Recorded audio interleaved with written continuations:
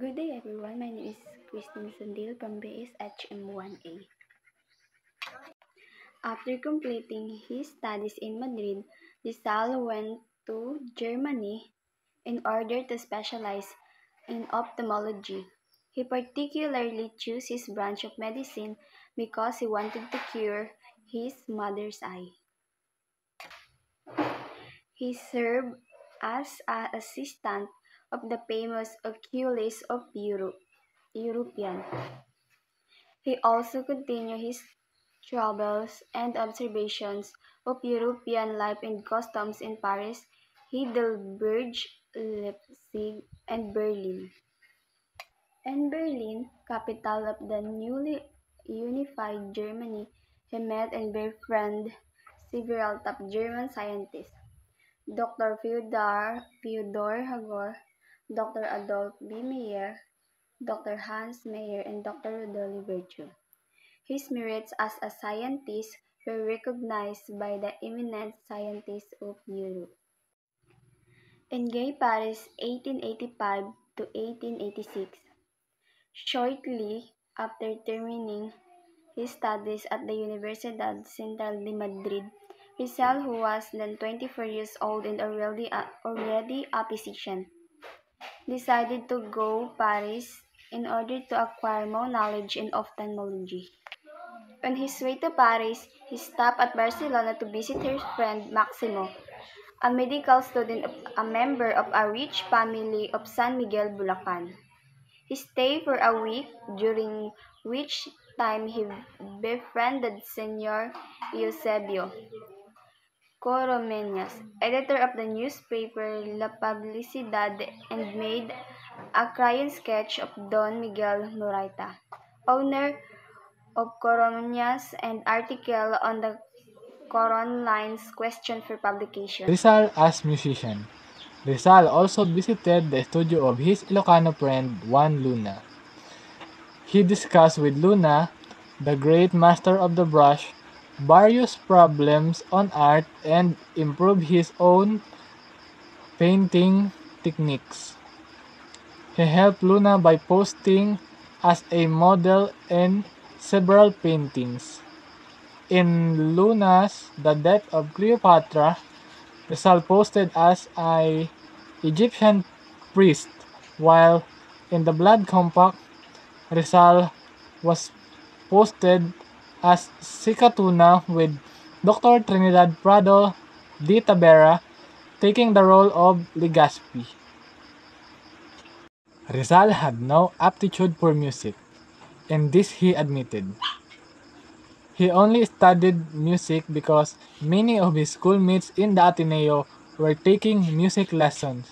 In a letter dated November 27, 1878, he told Enrique Let that he learned the solfeggio, the piano, and the voice culture in 1 month and a half. However, he confessed that he could not sing well. Rizal came to play the flute fairly well. He was a flutist in various impromptu reunions in Filipinos in Madrid and Paris.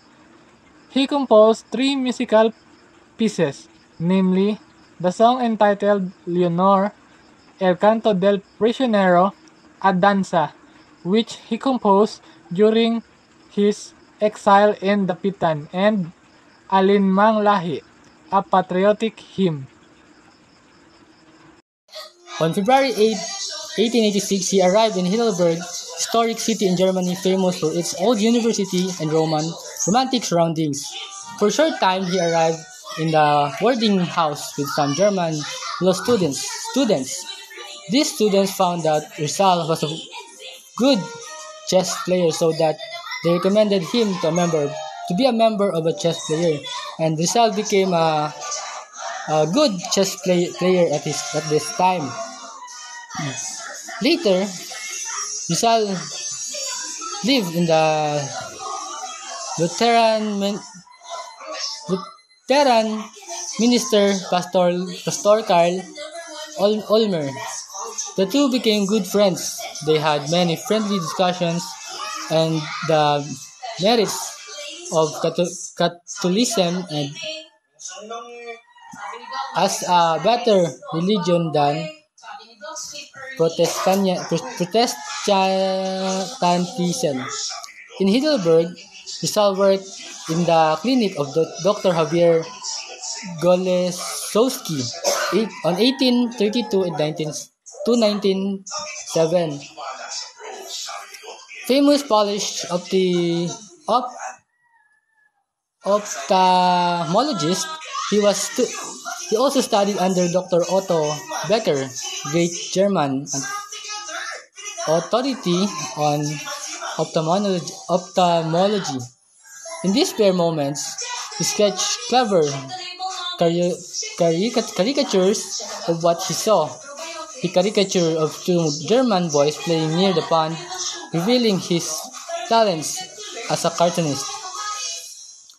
To the flowers of Heidelberg. During his stay in Heidelberg, Rizal used to wander around, strolling along fickle banks of the Nectar River, admiring the picturesque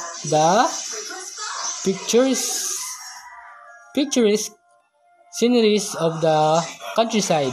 One day, as he roamed around, he was attracted by the blooming flowers. Among these flowers was his favorite flower, the light blue.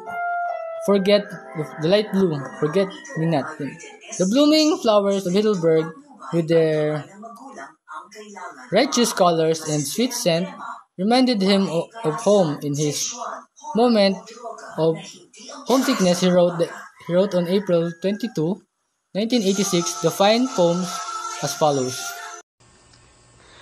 First letter to Blumentritt.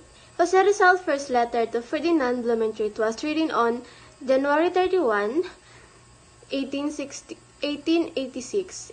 In it, Rizal expressed gratitude for Blumentritt's admiration of his work and introduced himself in return. He shared his experience in Europe, discussed his view on the Philippines under Spanish rule, and expressed eagerness to maintain an intellectual exchange. This letter marked the beginning of a deep and lasting friendship between Rizal and Blumentritt. 50th Signatory of Heidelberg University. In 1886, Rizal attended the 50th anniversary of Heidelberg University, where he had studied ophthalmology. During the event, he delivered a speech praising the university commitment to academic freedom and scientific progress. Rizal emphasized the vital role of education in national development and social transformation, showing his belief in the power of education to inspire reform and progress.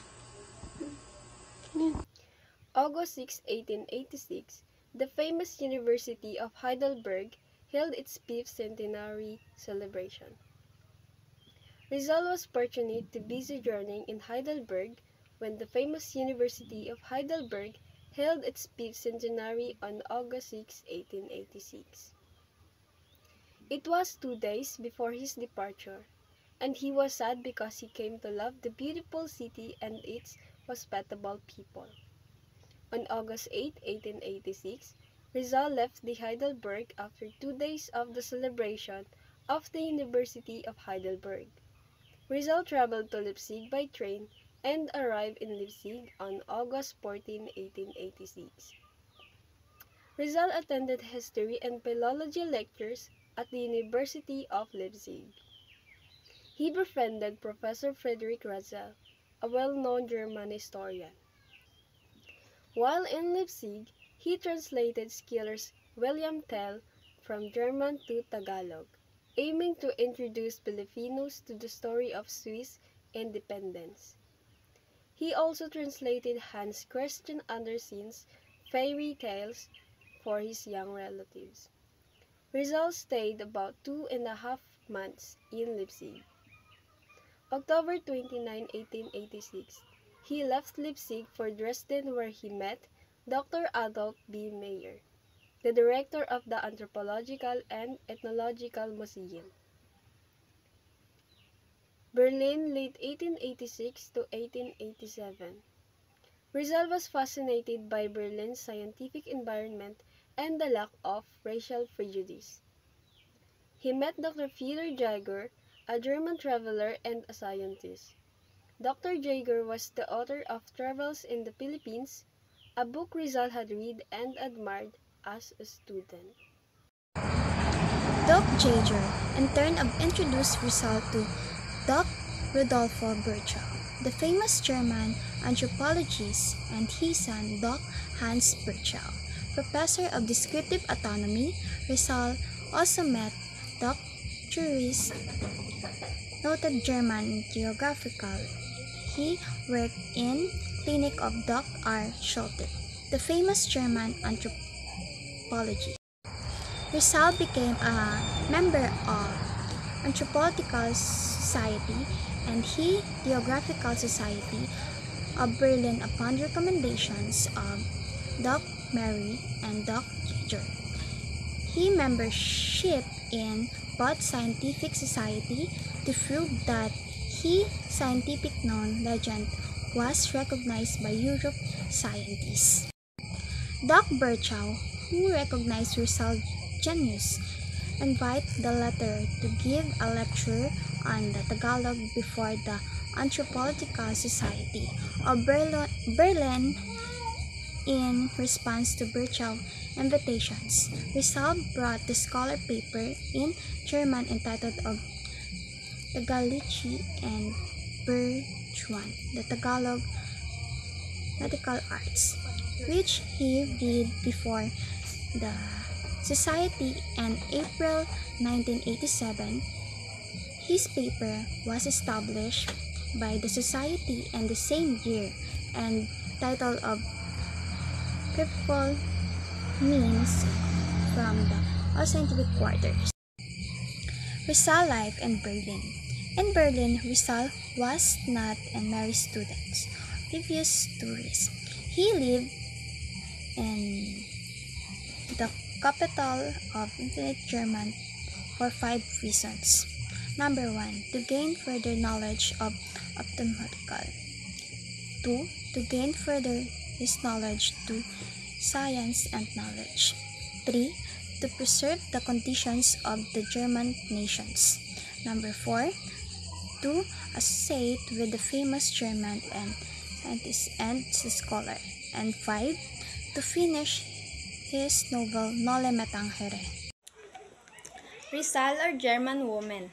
March 11, 1886, Rizal wrote a letter addressed to his sister Trinidad, expressing his high regard and admiration for German womanhood. German woman.